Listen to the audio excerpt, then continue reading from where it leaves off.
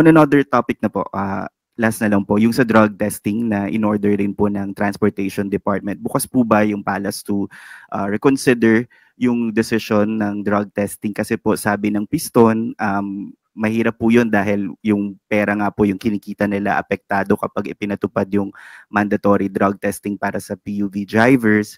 Si former Senator Tito Soto sabi niya, after more than 24 million drivers were tested, only 0.06% tested positive, and it's simply money-making.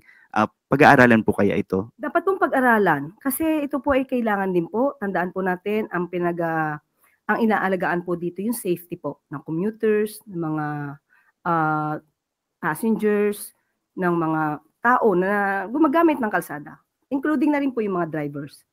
Hindi po ito basta-basta maaaring sabihin na huwag na lang gawin kung ito naman po ay makakasama sa safety. So pag-aaralan pa rin po ito at huwag naman po agad nating husgahan na ito ay isang money-making device or strategy. Okay.